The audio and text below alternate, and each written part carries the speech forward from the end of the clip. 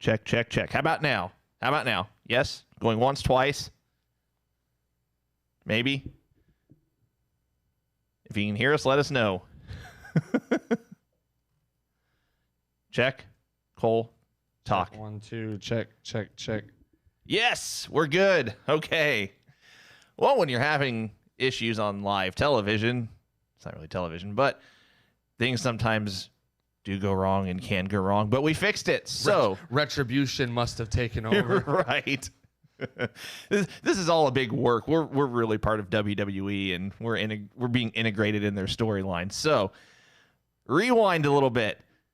This is the Going Broadway podcast. My name is Alex. To my front right is Cole. Cole, what's happening? Good morning, everybody, and welcome to the greatest wrestling podcast ever.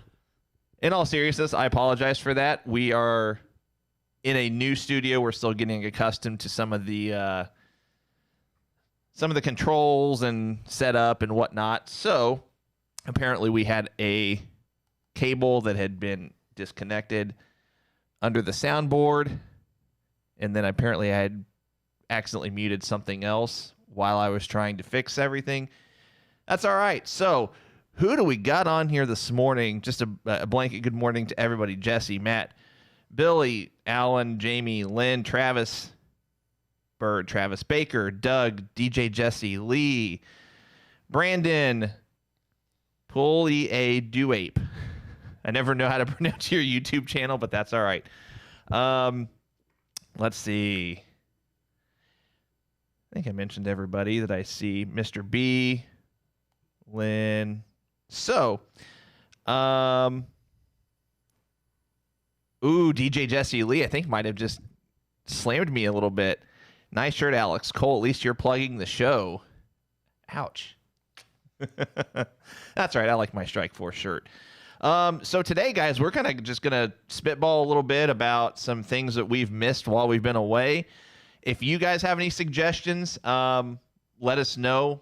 Cole and I are just going to kind of go back and forth with each other, go back and forth with you guys, and just talk about some of the stuff we missed. So what do we want to tackle first? I mean, I know we kind of touched on the Roman Reigns heel turn on our watch party on Saturday, which, by the way, guys, we've had an insane amount of views on that video. I don't know how. I don't know why. But we might hit 10,000 views on that video, which, it's already by far been our most viewed show. So thank you guys for that. But I'm just floored by that. So, but back to Roman Reigns. We touched on it a little bit. I said it was overdue. I think it is. Any detailed thoughts on your end? I keep going back to it. I keep getting this like Godfather feel from him. I don't know like why I feel that way, but it's like this past episode of SmackDown, he's like sitting on the couch and here comes Uce, and he is like, you come to me with your problems, and we'll see how you do out there. Oh, Godfather the movie, right? I thought you meant the Godfather character from old school WWF. No. Like everybody else. No, I got you. He's like the ringleader, and like him and Paul Heyman are running like a bookie thing. I don't know. It was almost a little strange because he's just kind of like, we'll see how you do out there. And I told you like I'm still not a fan of the catchphrases. I was cool with the show up, wreck everyone, leave. I thought that was more his style. And then like they should have stuck with that and just left alone. The very next week, it's like all I got to do is show up and win. I was like, what? That's a terrible catchphrase. Which it's basically just a repeat of Lesnar's eat, sleep, conquer, repeat. Like they're recycling once again a storyline or an idea. It's getting old. Or it's not getting old. It's gotten old. It was old to start. It was cool for Lesnar, but I'm saying like they could have thought of something a little bit better for. Well, that's just it. They did think of something. The first shirt that he wore, they should have stuck with that, right. Left alone, and off to the races they go. Which, in all fairness, they're kind of off to the races now, in my opinion, just because of the heel turn by itself. I mean, yes, it's WWE. Yes, they can screw this up, but for the time being, it's something new. It's something that people have talked about for ages. Now, it's not the same as someone you're very familiar with. If he would have had a heel turn earlier in his career, who might I be talking about? And his name is John Cena!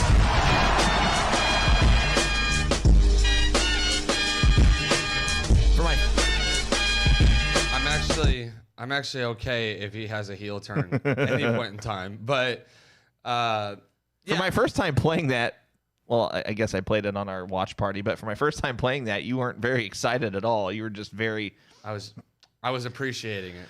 I was appreciating the fact that we finally have that sound clip. I wish we would have gotten it on here sooner, but nonetheless, we've talked about behind the scenes. I'd like to get an iPad that has more sound clips, and anyway, so we all agree that it's pretty overdue.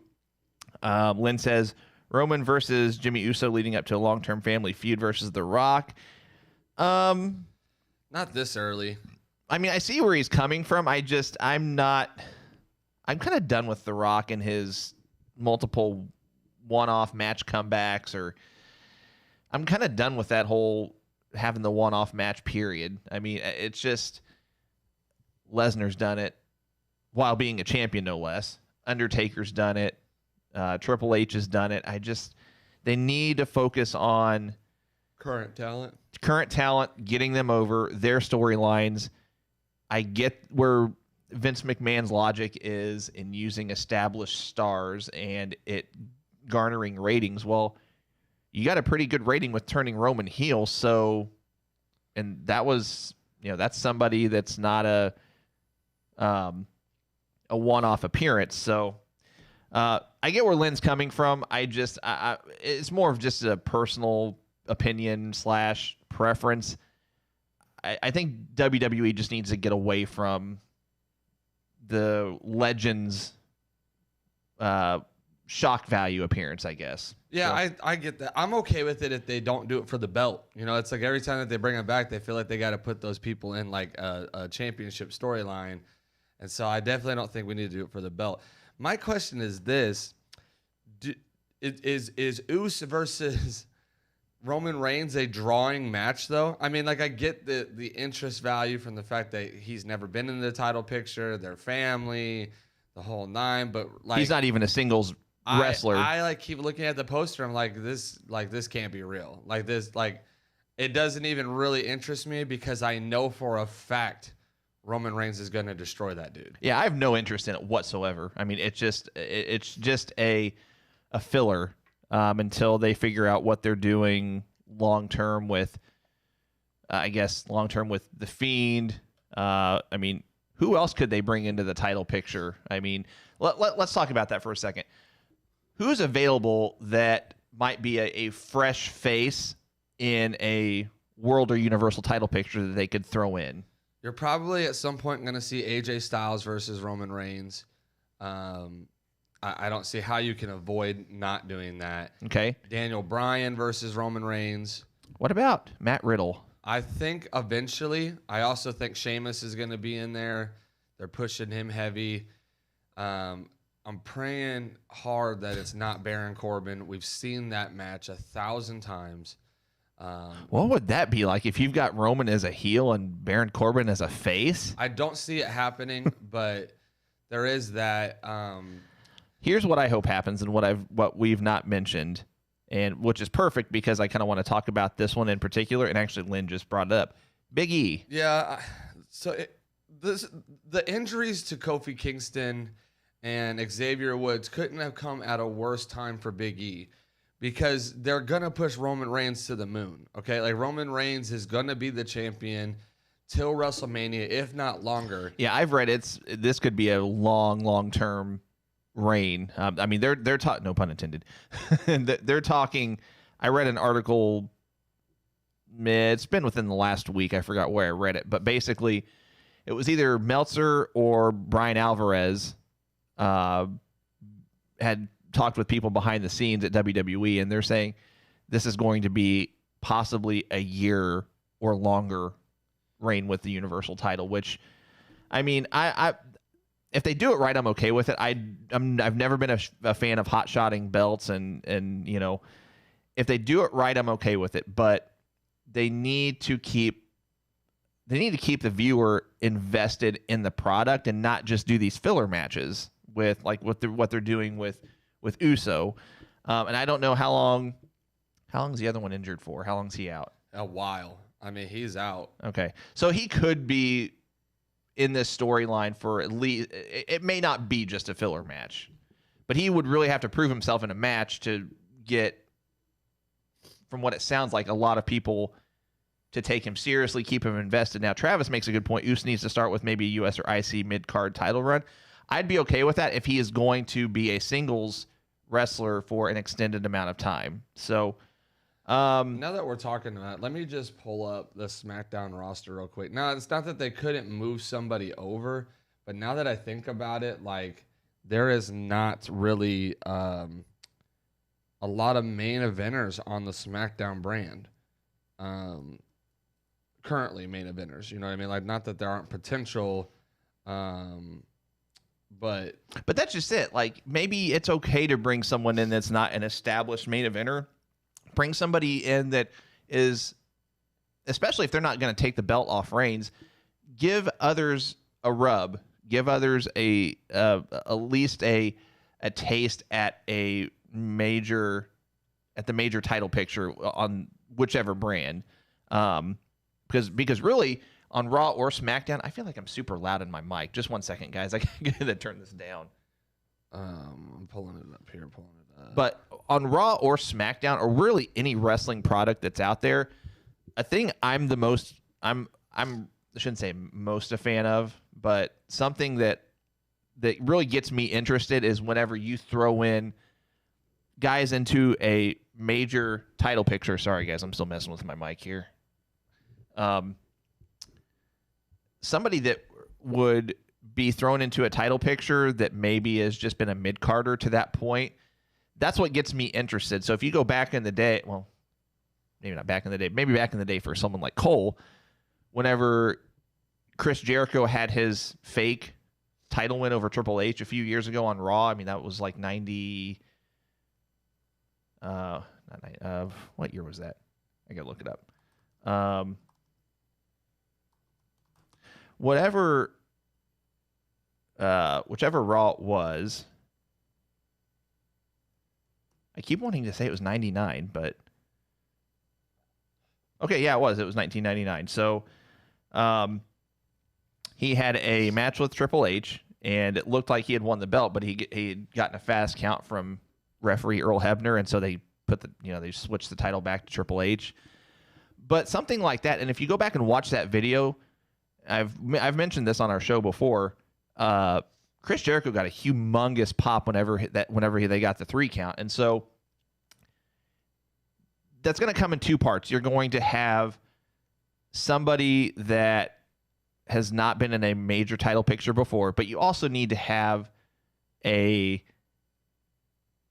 trying to think of the right word. I don't want to say monstrous, but you need somebody.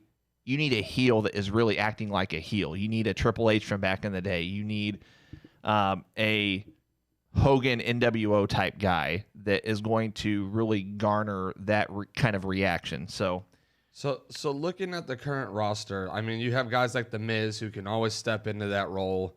True. And be that guy and take the L and it won't affect him. The Fiend obviously is going to be around. Interested to see what they do with Sheamus. Sheamus is a guy that they could use and could take the L. Same with if for some reason Shinsuke or Cesaro end up losing the tag belts. I'd be okay with Cesaro. They've not given him a run at all. The two there, like those would be interesting. Sami Zayn could be interesting. Matt Riddle. Obviously, we can't forget that Otis is the Money in the Bank briefcase holder. That's been the most underwhelming Money in the Bank briefcase win / holder they've ever had. Because I mean, and maybe that's on purpose. I don't know. Maybe they're teasing him as just holding the briefcase and just keeping it swept under the rug. So when it does happen, when the cash in does occur, that it's a surprise. But if he cashes in on Reigns, he's not going to win the belt. That's why I'm almost curious if they're not even going to use it for that. But I'm just saying we can't forget that he technically could be a guy that they end up using. I'm not going to get on this topic for long at all, but I wonder if he cashes in it for like a tag title shot or like a mid-card title or just something I think dumb. their original plans for it were something different, and then realized that, hey, this is going to go on a lot longer than we thought. Because obviously with Money in the Bank, you want that crowd pop. No matter if it's going to be a successful cash in or not, you want the pop, and you're obviously not going to get that right now. Right. But continuing to look, you got John Morrison. Another one would be Elias when he's healthy. Yeah, what's going on with him? He's injured. Well, yeah, I know, but I forgot what his injury was. I'm not sure. Daniel Bryan, Braun Strowman, and AJ Styles, Big E, and then actually one that interests me because you could get away with him taking L's, because it doesn't matter, is you could bring back the Forgotten Sons and do Jackson Riker as the singles, competitor of the group or whatever. But they actually have more than I thought. It just sucks because that the rumor is that Reigns is going to hold it long term. So any of those guys that come up, it's almost hard to even be like, I want to watch that match, because you kind of know. But you kind of had the same feeling back in the day whenever, again, you had someone like Triple H as champion, because you wanted to tune in every week because you never know. I mean, it's one of those things. It's like, as a wrestling fan, as a storyline progresses, especially whenever you've got a heel that hopefully they're trying to build Roman Reigns into, and this is kind of how it was with Lesnar. I mean, you would pay to watch for him to possibly lose the belt. I mean, and they teased it on a few occasions in the matches with, that match with Lesnar and Daniel Bryan. I still to this day think that's been Lesnar's best match in his career. I mean, he's not had bad ones, but that's, again, that's just my opinion. But you want to have, what I'm trying to say is, I don't think they're doing anything wrong necessarily with having Reigns be a long-term champion. But again, this goes back to, they need to do it right. You need to be able to, if you're WWE creative, if you're the, they don't really have bookers, but the guys writing the storylines, if you're going to do it right, you can do it in such a way that match by match that it looks like Reigns might lose the belt. This guy came so close, but maybe the next guy will get it. And, it's just, it remains to be seen. But I like what they're doing from a long-term perspective, at least with Reigns' character. I like pairing him up with Paul Heyman. I think that's smart. But I also like the fact that they're giving Reigns a mic, that they're not just doing a Lesnar 2.0 kind of thing. So, I like Travis's comment here, and it brings up a good question for us as well. He's talking about unifying the Universal and WWE belts and making the US and IC work both shows again. Is this era of wrestling the time to maybe go back to not being separate brands? And is it the time to just go ahead and say, you know what, everyone's working every show again, especially since we're in the same arena every week? I mean, they're already kind of doing that anyways, right? Like, they're already having Cesaro and Shinsuke, on Raw, or, all these different people are showing up on other shows anyways. Is now the time to go less amount of belts, less amount of maybe storylines, and maybe more options of people to pick from for those storylines, or multiple people in a championship storyline? I feel like I go back and forth on this. I know I've said previously that I'd be a fan with less belts. You have less titles. It just seems like that there are too many across the board. Now, I get the reason that NXT, Raw, SmackDown are supposed to be individual brands, that they're brand specific. They have their own brand specific titles. Now, that being said, to answer Travis's question, at least just in my opinion, I think if they were going to have a merger of brands, or at least with Raw and SmackDown, if they were going to merge those two brands, they really should have done it earlier in the pandemic, and they really would have needed to get rid of a lot more talent than what they did, because even as it is now, you've got you've got talent that is Raw specific or SmackDown specific that we don't see for 2 or 3 weeks on end. Now, if we combine Raw and SmackDown, they're going to be guys that are, going to, well, not sit at home, but they're going to sit in a hotel in Orlando or wherever the Thunderdome is. Is that in Orlando? Yeah, it's in Orlando. Yeah. They're going to sit in a hotel in Orlando and just collect a check until WWE realizes, oh, well, we're not using this guy. We're just, we'll just release him. Here's my number one thought is that I don't think we have to unify brands as much as we need to balance them. So I'm definitely for a superstar like shakeup or whatever. Because here's the thing, like a guy like Ricochet could be a guy that goes in and goes against Roman Reigns and can take the L, but still be that superhero, still be that face that we cheer for. Right. Raw right now is stacked with talent and has terrible storylines. SmackDown seems to keep having better storylines, but they're running out of the talent to put into those storylines because they've lost. The people that have gone for the belts. I mean, you just took pretty much Braun and The Fiend out of the title picture at least for a couple of months, which I'm okay with. We've seen it. We've seen Braun versus Roman. We've seen The Fiend versus Roman. We've seen those matches. I just think that those are kind of dead. Whatever. For right now, let's kind of do a couple other storylines and then come back to it. So, are guys like Kevin Owens, who's not even in a title picture, being wasted on Raw? Right. Are guys, even Seth Rollins, being wasted on Raw? Ricochet, who's not even really getting a prominent role, but could easily step into the limelight and be cheered. And I just selfishly hope they continue to poorly use Ricochet so he goes to AEW and gets used correctly. Just say, and that's the other thing, though, is that the more that people that are used incorrectly, we can't keep shoving them to AEW either because AEW doesn't have the room to keep pushing all of these other people because then we go through the cycle of keep pushing people out of prominent roles.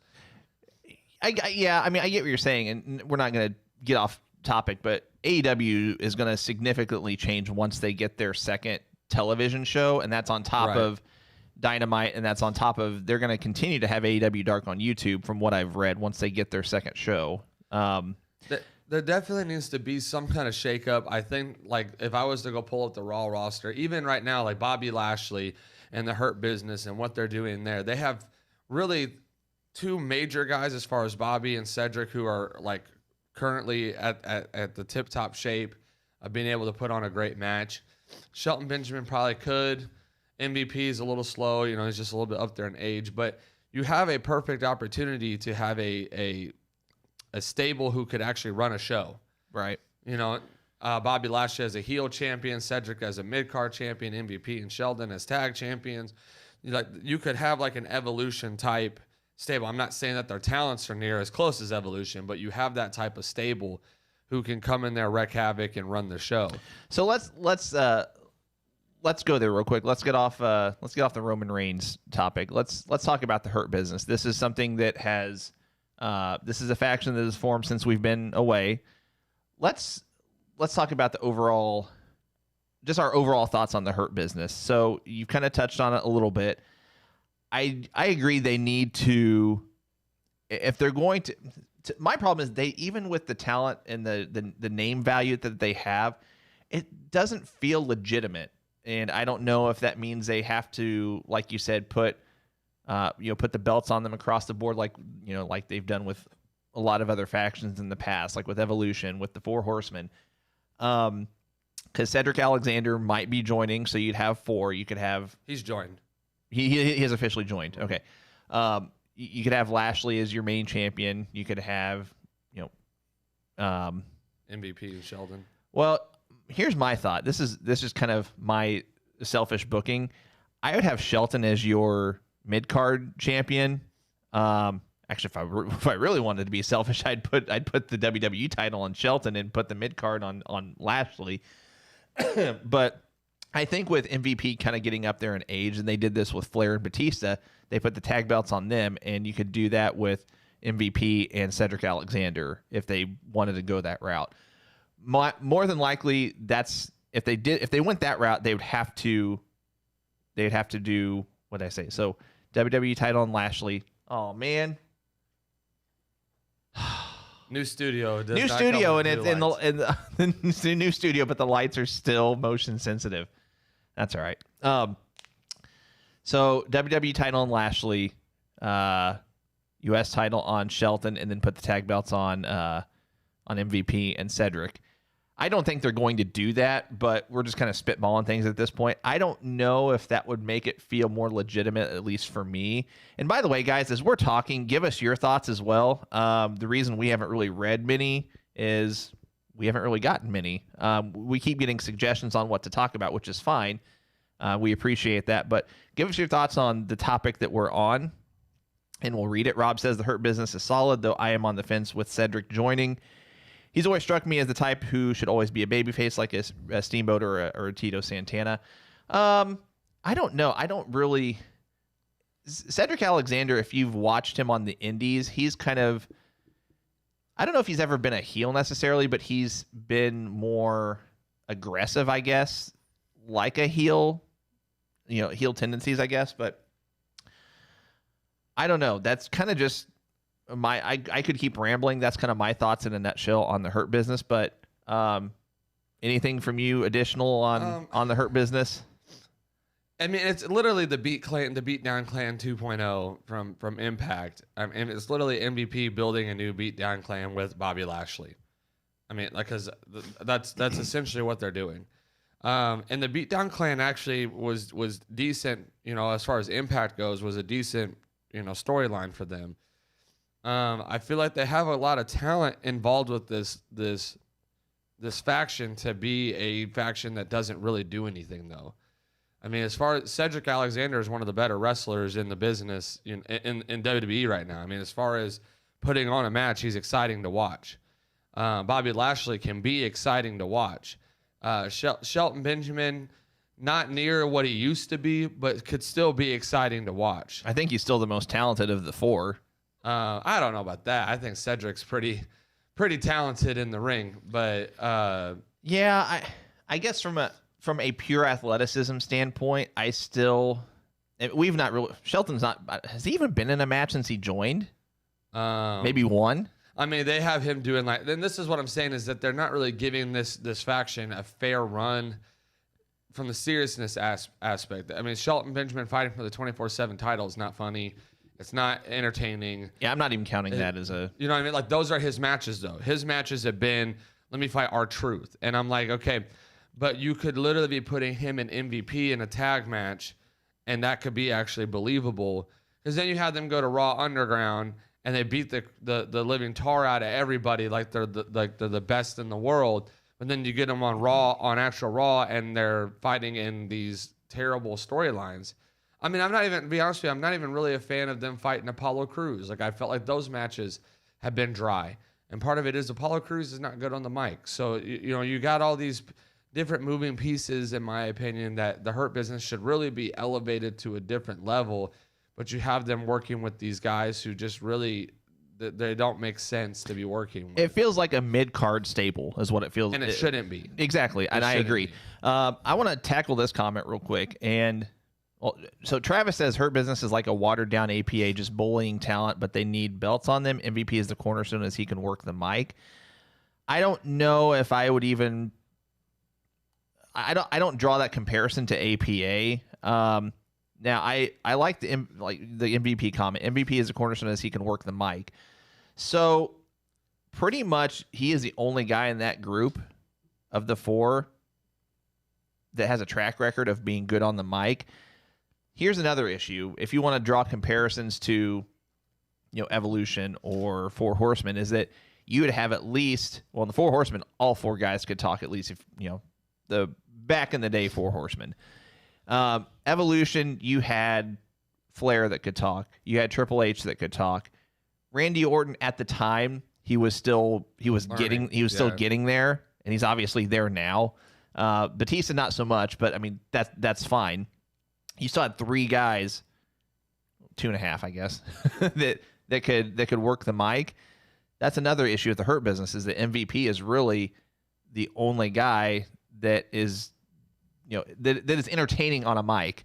Now they could change that. I mean, that's not to say they can't work on it, behind the scenes and things like that. But that's just another thing that we've been touching on that would make the Hurt Business feel more of a relevant threat, I guess. And maybe that's why WWE hasn't pulled the trigger on it. I don't know, but DJ Jesse Lee says at least they're using Lashley properly in terms of his style.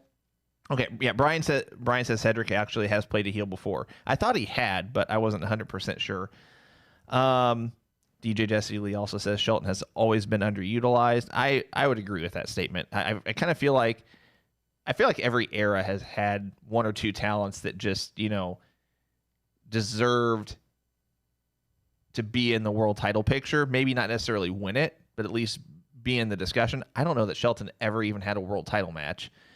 Not that I know of. I kind of actually missed the gold standard version of Shelton Benjamin. I thought they had something going there, and they just kind of let that fall apart. So, but yeah, and this goes back to my original comment. I feel like Raw has a ton of talent that just for booking purposes. What if you move the Hurt Business to SmackDown? Just for a second, I'm not saying Bobby Lashley wins the title, but I'm saying the Hurt Business could go and run SmackDown minus Roman Reigns, but you can still have Bobby Lashley in that title hunt with Roman Reigns and have a Bobby Lashley versus Roman Reigns. You still have, Cedric Alexander or Shelton Benjamin, whoever in that mid-card picture. You still have two guys to put in that tag division.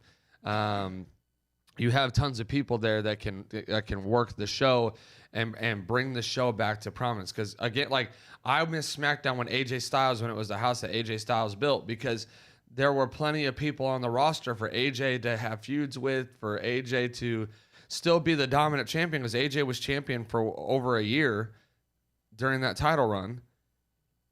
But he never ran out of interesting storylines and people to fight. Shinsuke Nakamura being one of the latter ones that he fought. But I'm saying there was so many storylines that he could have that it never ran dry. And so now I'm looking at it now with Roman Reigns, and knowing that it's going to be a lengthy title run for him, I'm like, okay, well, there's not really a lot of people here that I see keeping it interesting while he's champion. So I'm trying to look at Raw and say, who can I move over to SmackDown? How can I balance the scales? Can I move Kevin Owens? Can I move Aleister Black? Can I move Humberto Carrillo? Can I move some of these guys who, even Rey Mysterio being more of a name value because of his legend status? Are there guys that we can move? Can we switch to balance the scales of the business right now for WWE? Let's play some fantasy booking real quick, and then we can get on another topic. What if Lesnar were to come back to Raw and feud with Lashley? I mean, I think that's the match that everybody wants to see. It looks as if that's not gonna happen. No. I'm just saying. Let's just say hypothetically it does. Let's just say it will. I still think you could do that better on SmackDown. Like that's a storyline that you could put on SmackDown to make SmackDown interesting. Yeah, but then you'd have to move the Hurt Business and Lesnar to SmackDown, because I think Lesnar is still technically Raw. Lesnar could literally, that's what I'm saying, is that they have the ability to just switch them. Which, if you do a superstar shakeup and you move the Hurt Business to SmackDown, and in the process you move Heavy Machinery to Raw. Just like that. Okay, what about, let's leave the Hurt Business on Raw, but let's say we bring up Undisputed Era to feud with them. What do you think that helps or hurts one or both factions? So my thing is that I think if you're gonna bring Undisputed Era up, you put them on the opposite show. And the reason why is because then you have two solid factions, one on each show. If Undisputed Era went to SmackDown right now, it would solve all of SmackDown's problems. The problem with that is that you cannot have Adam Cole come to SmackDown and take L's to Roman Reigns. But you can move the Hurt Business to SmackDown, and you can have Bobby Lashley take L's to Roman Reigns. So I think, okay. So we're still on fantasy booking right now. So you're saying move Hurt Business to SmackDown if we're bringing Undisputed up from NXT to one of the other brands. But what if you took the Hurt Business, put them on SmackDown like you've talked about, and then put Undisputed Era? Now, I want to preface by saying I selfishly would rather see Undisputed Era on SmackDown What if you put Undisputed Era on Raw? Now, the reason I say that is because I selfishly want to see Adam Cole in either title picture immediately. Do not give him a mid-card run. He is the hottest talent you have on all 3 rosters across the board, in my opinion. I agree. He can work a mic. He can obviously work in the ring. If you guys haven't watched the match he just had with Finn Balor a couple nights ago, yeah, it was on Tuesday. Go back and watch that. I think that's been by far the best pandemic era match. I hate saying that, but since the pandemic started, I think that's been the best match that WWE has had. Maybe the best match that any brand has had so far. But it just doesn't make sense. Excuse me. It doesn't make sense to put them on a brand if Adam Cole is not going to be a legitimate threat for the main card title, and you know he wouldn't be on SmackDown. Now, if you put them on SmackDown, maybe you make Undisputed Era a face faction, and then you kind of, they would still be a face faction. With the heel-like tendencies. Exactly. Like they would still do everything they have been doing, but they would be like a cool heel faction because you want to see Roman lose.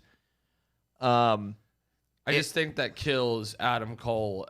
Once you take an out, like here's the thing, it's the John Cena effect, right? And I'm just kidding. it's the John Cena effect from the standpoint that when you have a guy that you're putting over so heavy, you kill other talents in the process, and I don't want to say bury, but when you kill their run over and over and over again, they eventually become stale because you never see them get the win. Which is why I'd rather see Adam Cole go and end Drew McIntyre's run, whose run is starting to get to a point, in my opinion, where it's getting stale. It's getting to the point where I'm kind of ready, saying, okay, maybe if there was fans, this would be better, but right now it's just not working. His matches have been good, but it just feels lackluster, and I hate that with the main title feeling lackluster. Yeah. Okay. So I'm thinking either Adam Cole or Keith Lee needs to go in and end Drew McIntyre's run, because I'm done. I don't like Randy Orton either. I'm so done. I'm almost done with. Okay, let's get off the Hurt Business. Let's tackle this real quick. WWE title. We'll stay on this topic for a second. While we talk about this topic, guys, as we're talking, give us some suggestions on what you'd like us to talk about. We got about 30 more minutes that we'll be on here. We'll have to end the show a little bit early because I've got a call I got to be on. But we got about 30 more minutes, so give us another topic or two for us to talk about, and we'll see about tackling a couple more. But with the WWE title, as far as at least during outside of the pandemic, I don't want to see Edge as champion. I'm sorry, I don't. I don't want to see Randy Orton as champion. It goes back to I'm done with the legend / older stars having title runs. I'm over it.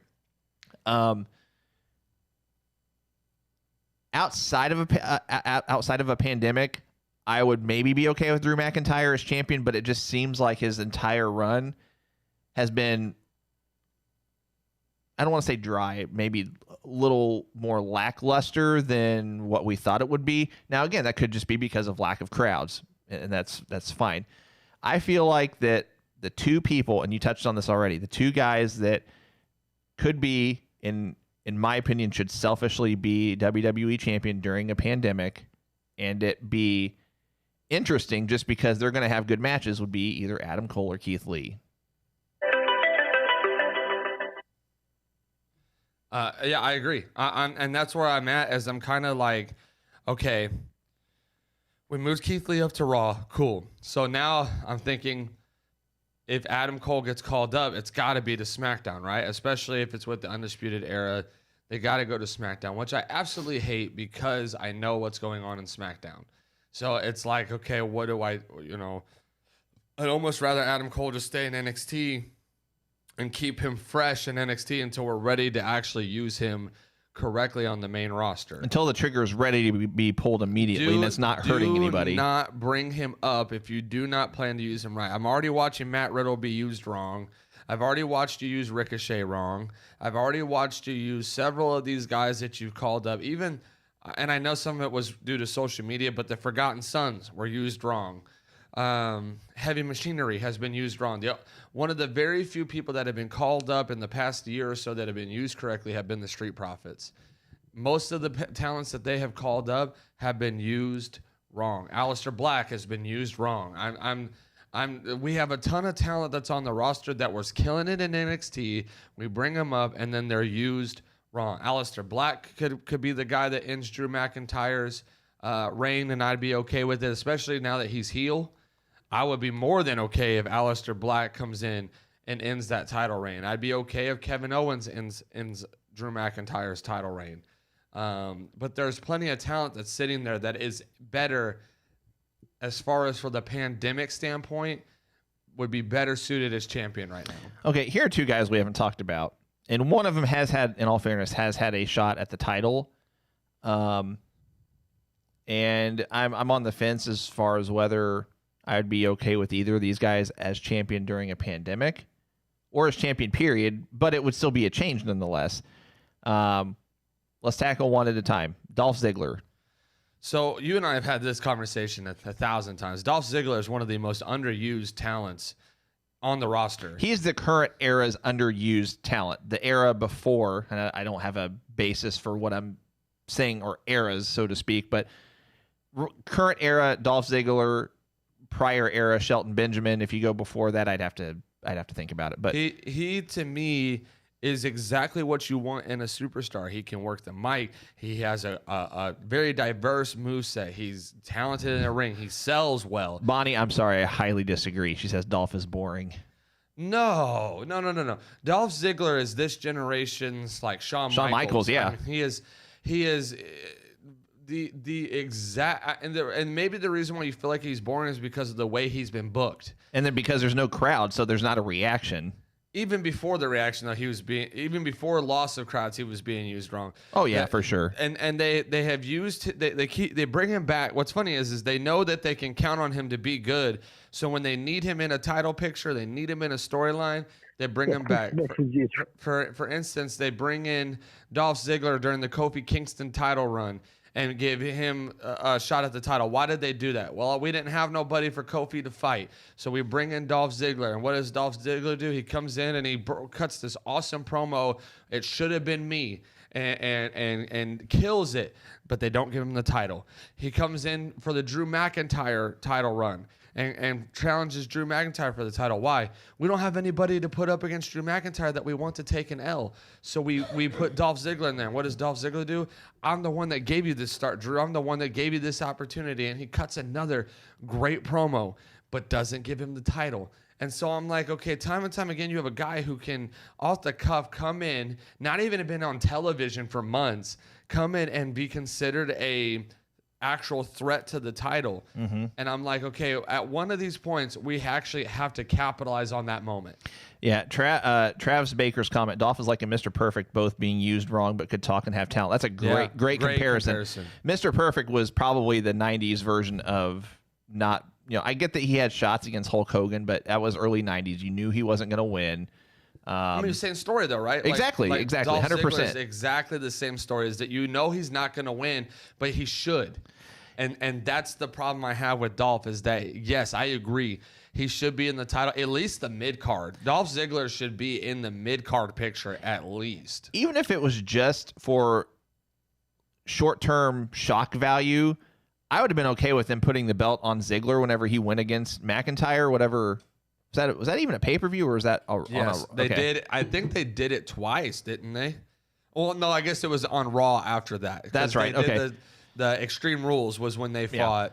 I'd have been okay even if it was just a short-term title run and, put the belt on him just to get, fans like us that understand the business and understand the work rate factor and the just the talent that goes into being a pro wrestler or, in WWE or AEW or whatever. And it's not just about the physique and things like that.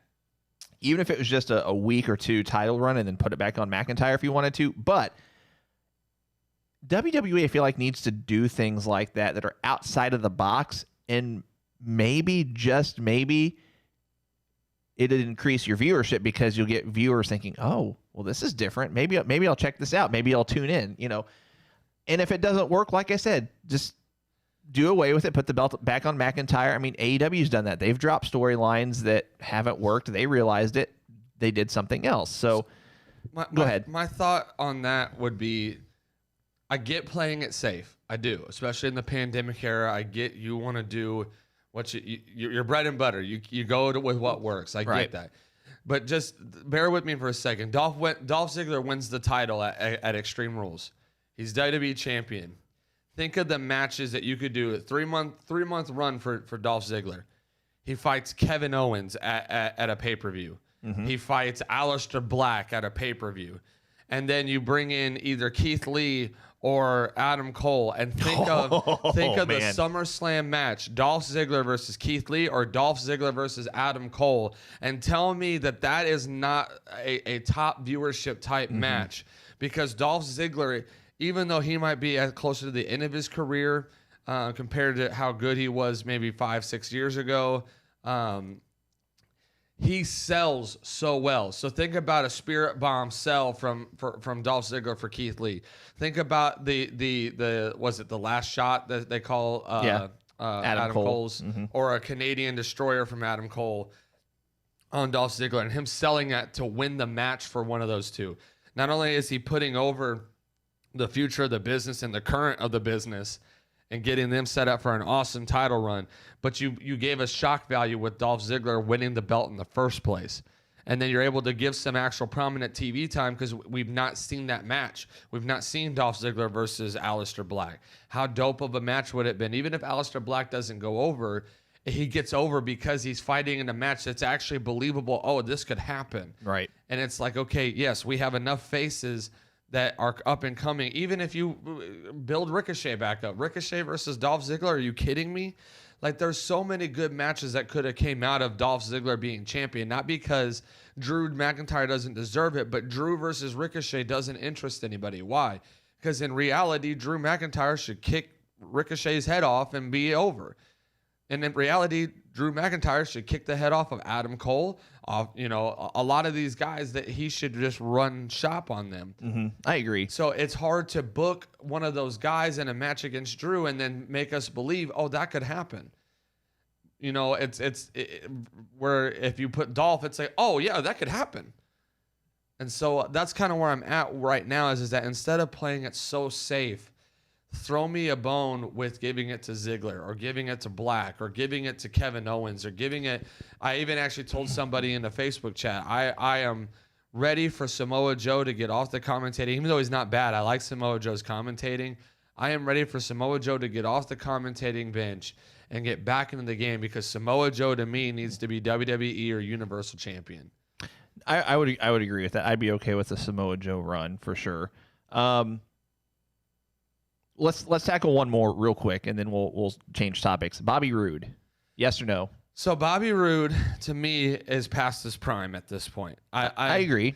I'm at the point with Bobby Roode where now I would use Bobby Roode to build other people, whether it be him helping in a faction. Because here's the thing, Bobby Roode is amazing on the mic. He's a great mic guy. He can work a match, but it's a very safe match at this point. It's not anything miraculous. It's very 1-2 punch type of match with Bobby Roode. So I'm like, okay, well, we could do it what we did with MVP with Bobby Roode, though. Let's give like some talented guys to Bobby Roode and let's build them. Let's put Shorty G with Bobby Roode. Let's change his name from Shorty G, yes, by the way. Yes, exactly. But you could do like a classical group, kind of like a Team Canada type group from Impact days. Even though they don't all have to be Canadian, you could do Bobby Roode and Chad Gable and some of those guys and put like a very technical type group together to go and then have a great match or a great run. Right. So Bobby Roode, to me, I don't think I can even say that he's mid-card right now. I just think that WWE has so many young and talented and in their prime guys right now that, to me, putting Bobby Roode above a Ricochet, above Aleister Black, above even guys on NXT, Matt Riddle, Keith Lee, even Finn Balor. You know, a lot of these guys that are on rosters across the brand. Bobby Roode to me just doesn't scream talent-wise. Yeah, we could put you in the title picture. Not even in the mid card right now. To me, he's more tag or building other guys. There's just a ton of other dudes that I think I'd rather see in those pictures, whether they win or lose, versus Bobby Roode. No. I hear you, and I'm looking up a couple things real quick. So that's what I thought. With all this talk about having Randy Orton possibly win the title, I wanted to see how old he was. He's 40 years old. Bobby Roode is 43. Brock Lesnar is also 43. It's not really the age for me as far as the relevancy. At 43 years old, you haven't been relevant really as a singles wrestler in over 2 to 3 years. Edge is 46. I didn't realize that. And that's what I'm saying is like, it goes back to relevancy. People are interested in Randy Orton at 40. Why? Because the storylines that he has created for himself, the gimmick, and also the style of wrestling that he does is entertaining to people. Not me. I'm not really on the Randy Orton train. But it's Bobby Roode. Come on. And the problem with Bobby Roode is that he came to WWE so late and then got the call up so late that now it's like, and then you don't use him right. No, I agree. agree. So it's like, okay, well, we could, Bobby Roode's technically on the Raw roster, and I think he's out of the country still due to COVID. Yeah, I think he's in Canada. I think he's just staying there until indefinitely. My thing with that is that when you bring him back, do you bring him back as Dolph Ziggler's tag partner? Because that's kind of how they traded him to Raw, was as Dolph Ziggler's tag partner. But Dolph Ziggler's not really being used. So it's like, okay, going back to that mentality, do we bring him back as a singles guy? And we do. Is he really United States Championship material? Currently versus other guys who should be in that position. Yeah, I honestly wouldn't be shocked if Bobby Roode just gets released at some point. I mean, especially if this carries into 2021. I mean, he's sitting home collecting a paycheck. Now, I don't begrudge him for that. I think any of us would do the same thing. But if he's not being used, but there are others that are coming and going to and from Canada or wherever else internationally, then it becomes a choice on the talent's end. And I feel like that Bobby Roode is making that choice. And at some point, WWE just has to say, okay, I understand your concerns. I understand that you have a family and you want to look out for their interests as well. However, it's been, he hasn't been on TV for 4 months at least. And if this carries over into 2021, tack on another 4 months to that. And at some point, WWE just has to say, hey, I'm sorry, if you're refusing to work, I understand and respect why, but, we'll have to let you go.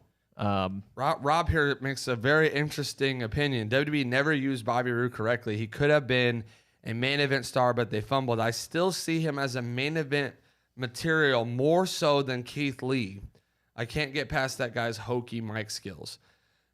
I get what you're saying, because here's the thing. I'm a Bobby Roode fan. I watched Bobby Roode in Impact. I enjoyed Bobby Roode. I actually miss Beer Money Incorporated. I thought that was a golden tag team there. And if they were to get James Storm to come to WWE and do some kind of a Beer Money reunion or something, I would be all about it. But that's one guy that's past his prime for sure. That guy, for sure. He's got to be like mid 40s at least. For sure. And he's with NWA right now. Yeah, he's 43. So I'm like, okay, that's where I would be like, okay, that's where the pop would be for me.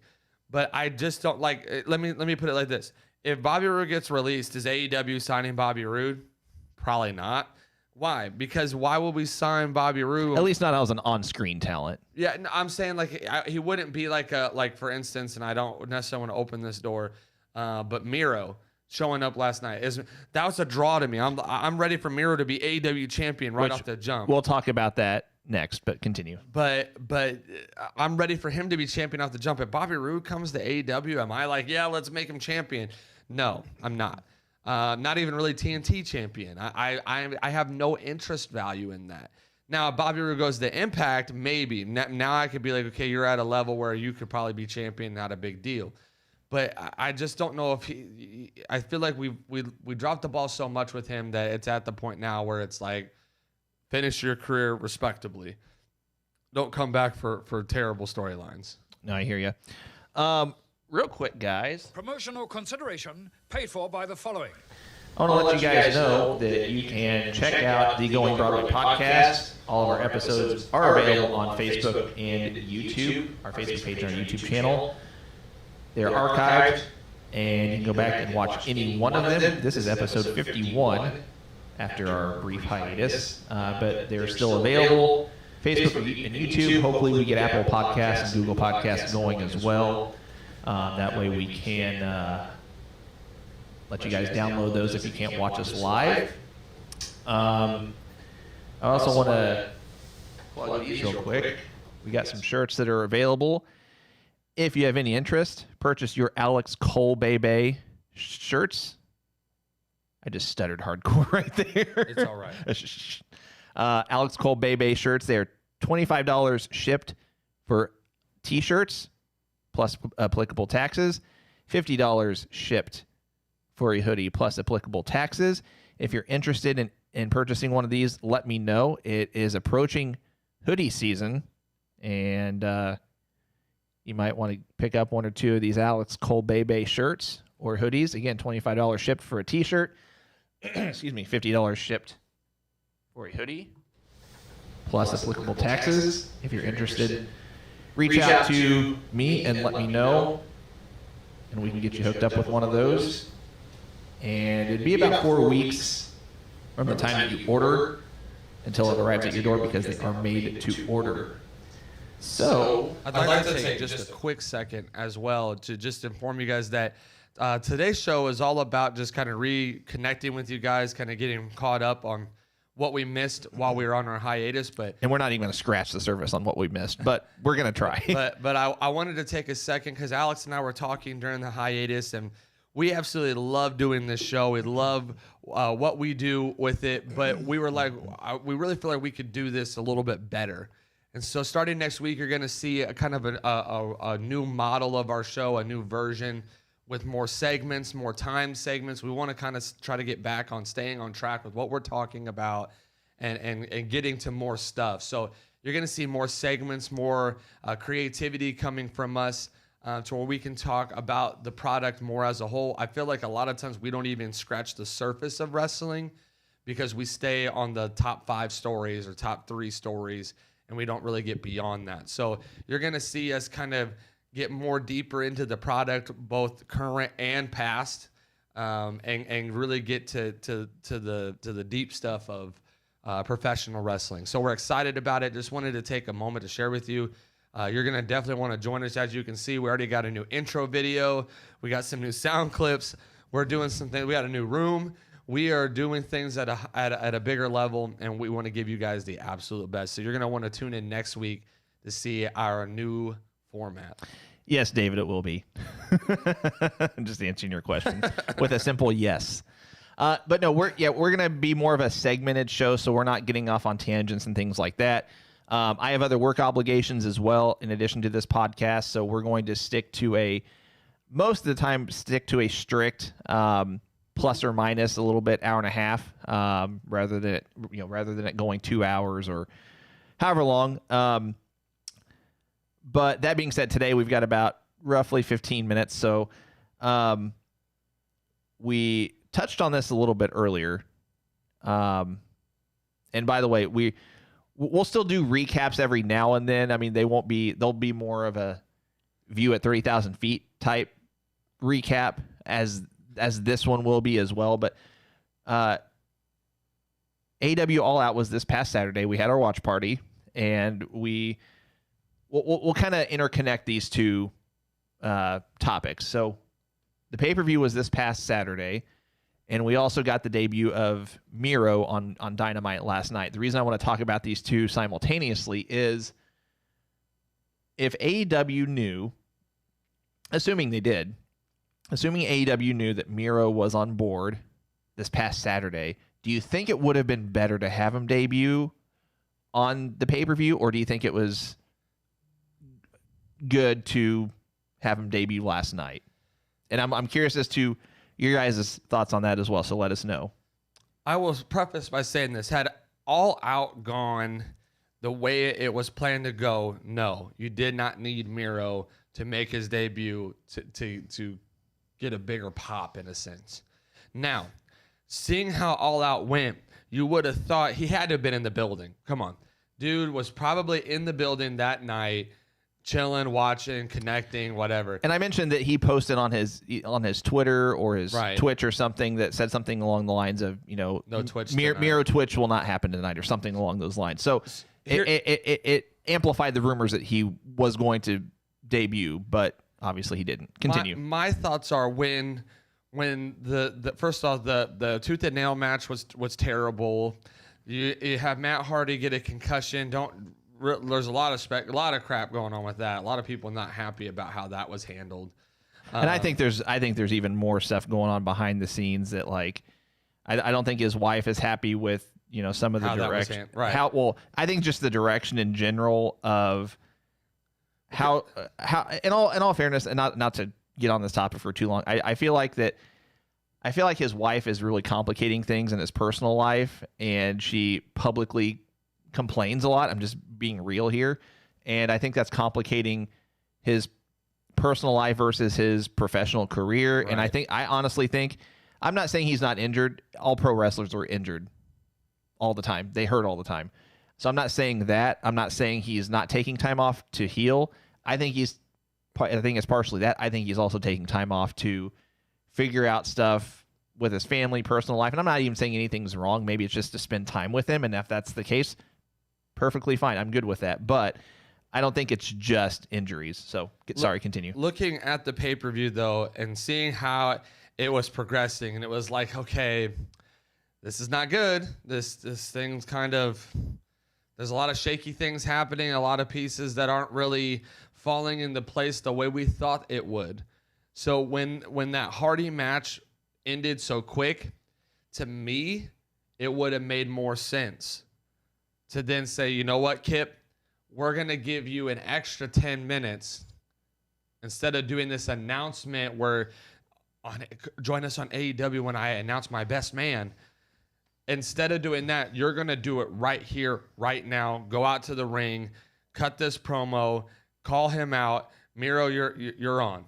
I agree. And we talked about this during our watch party. I mean, AEW should have pulled audibles. I mean, we saw that Moxley defeated MJF for the title, which in all fairness, that match was not bad. That might have been, in my opinion, I've read a lot of reviews from like Bleacher Report, ESPN even did one. All the wrestling websites have had their reviews. A lot of them actually had this as their, at least based on a rating system, had this be their second or third match of the night, if that's a thing. To me, match of the night was the Shida Thunder Rosa match, in my opinion. I mean, the Moxley MJF was a close second. Even the 8-man tag wasn't too bad. But I was really underwhelmed by the Bucks and the Jurassic Express match. You mentioned the tooth and nail match, the atrocity that was. The Casino Battle Royal had some botches in it, including the Matt Sydal botched Shooting Star Press. The AEW tag title match went way too long. And I get that they probably gave more time to that, thinking that they're going to be able to put on a good match. And in my opinion, it just wasn't. I feel like whenever you're, and I don't mean to sound condescending when I say this, but whenever your AEW World or your AEW Women's title match is your match of the night. Now, granted, they had two talented female wrestlers. I'm not trying to be condescending. I'm not trying to rip on them or AEW whatsoever. But when your match that is smack dab in the middle of the card is your match of the night, there might be, you might need to pull an audible. So I agree. That would have been a good audible. Say, Kip, go out there. Miro, you two you're debuting tonight. We gotta fix this. Even so much as to say, MJF, you're going over Moxley tonight for the belt, even if it's just a quick, not a quick match, but even if it's just a short title run, or we'll put the belt back on Moxley in a week or two, something along those lines. I think that would have been a better. There were some better options, or there were some options to make this pay-per-view better, in my opinion.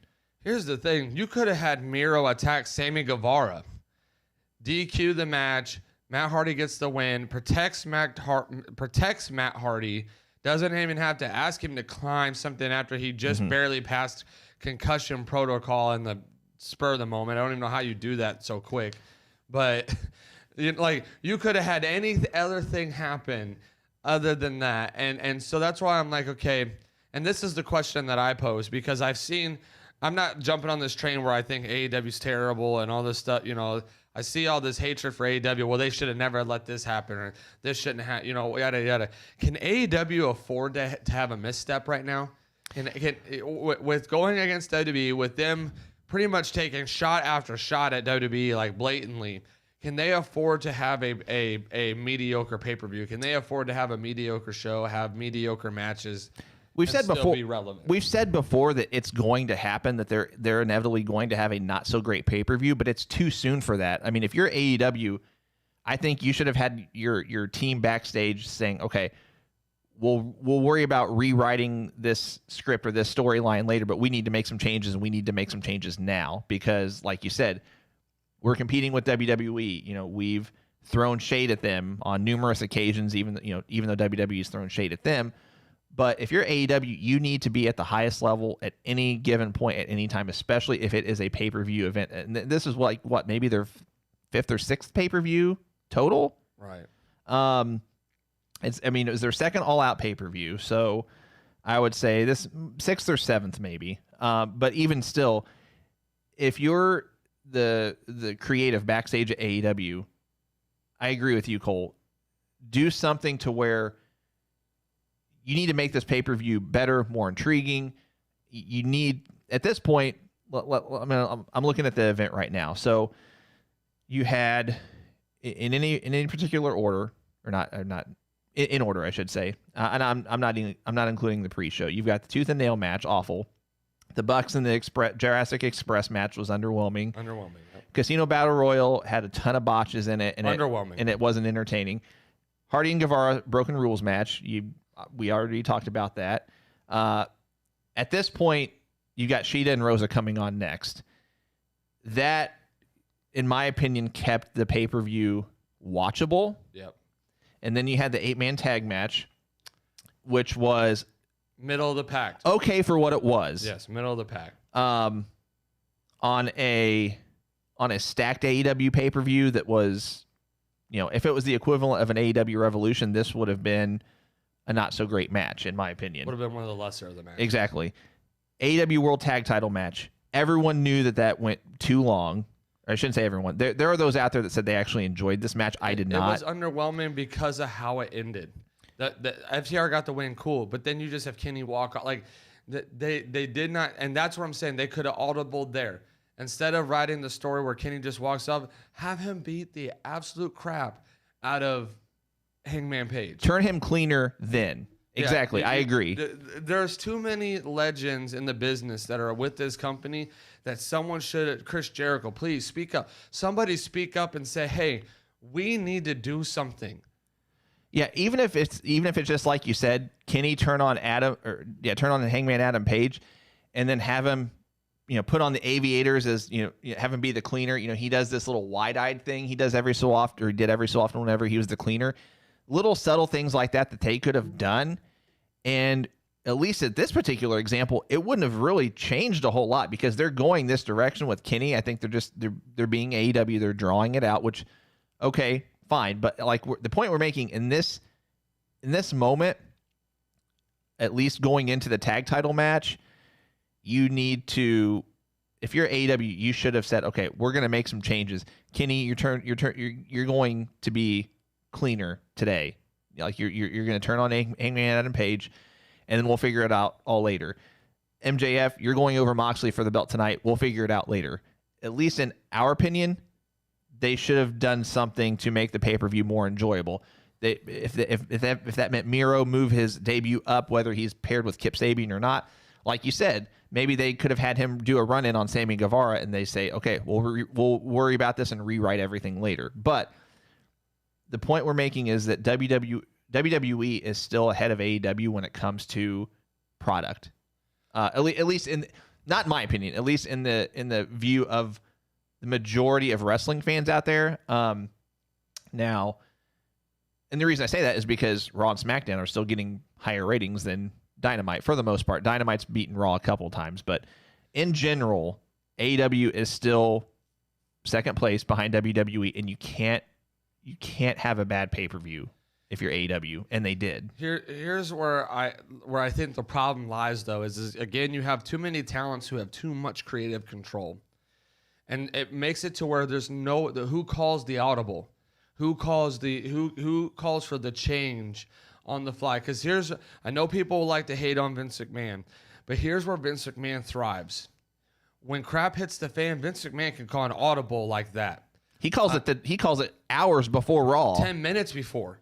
Before someone goes out there, he could tell them, "Hey, you're going to do this instead." Well, they'll make script changes during the show too. And this is, I was actually watching the documentary on what was it, WWE Untold Stories or 24 One of them. Chronicles, whatever you want to call it, on the network, where it's talking about the pandemic era when WrestleMania hit and making all the audibles.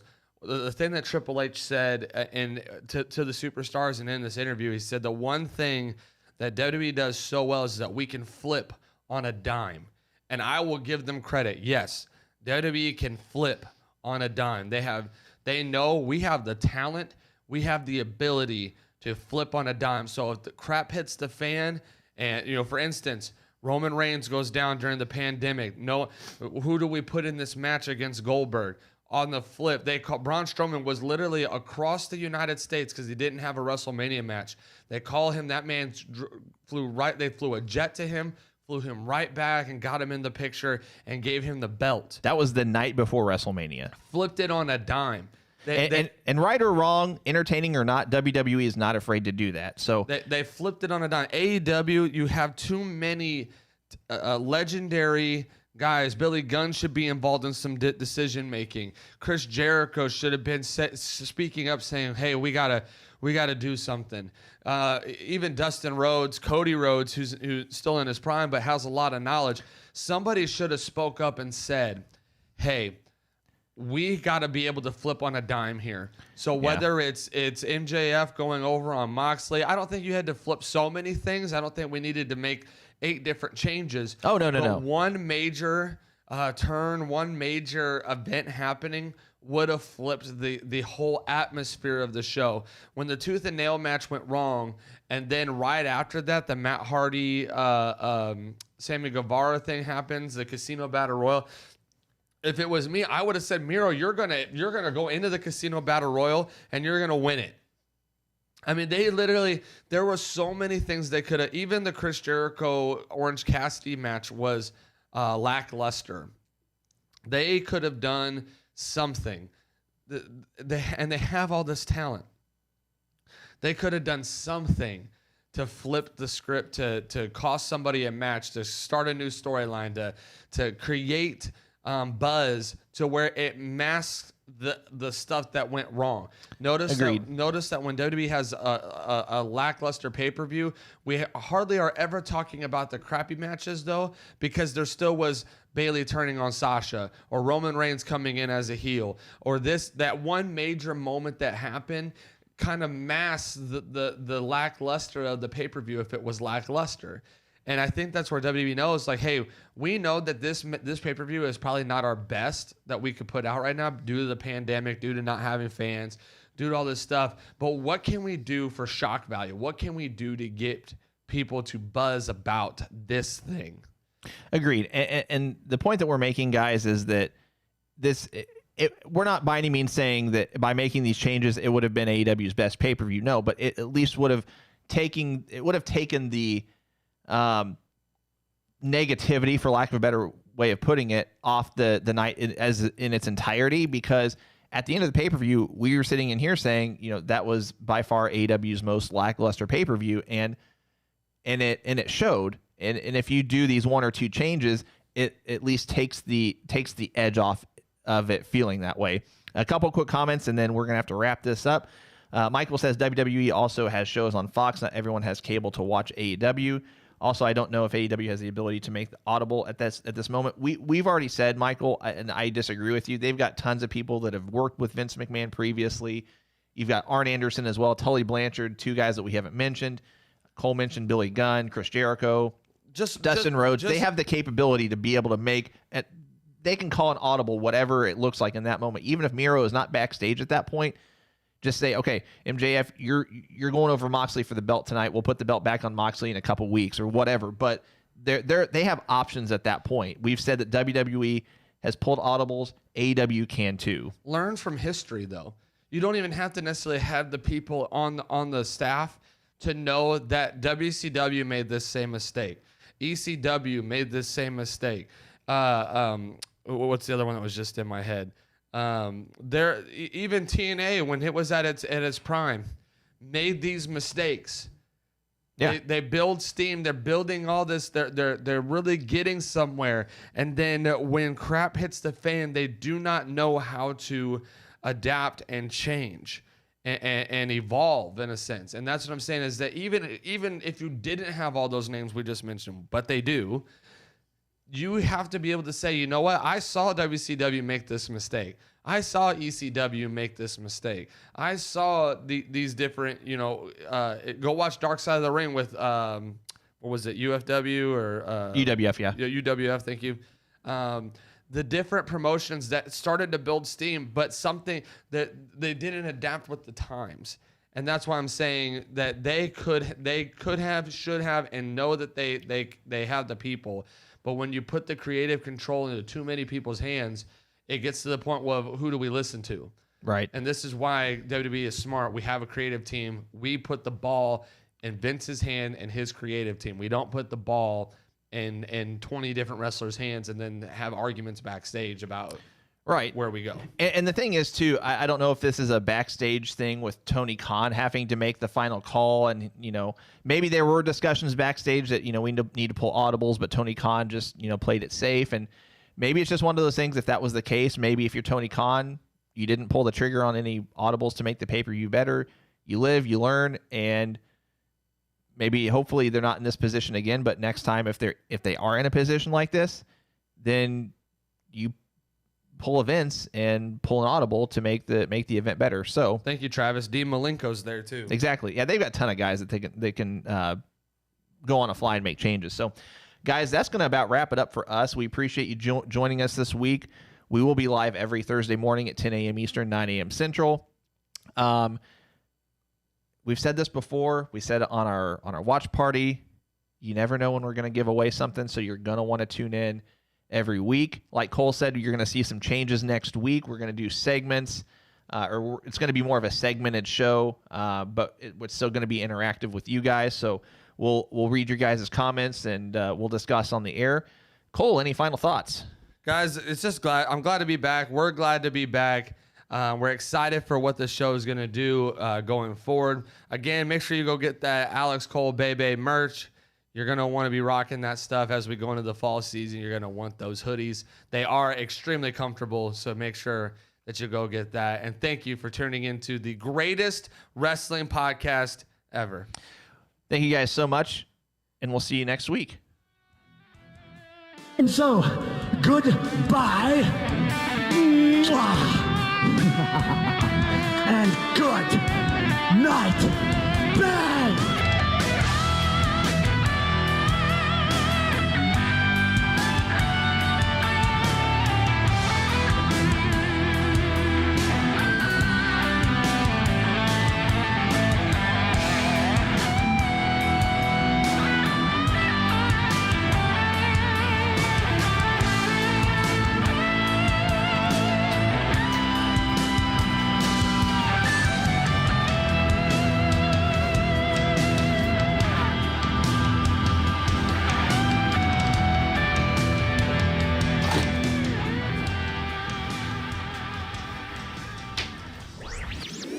This podcast was a presentation of LightUpMedia.fm.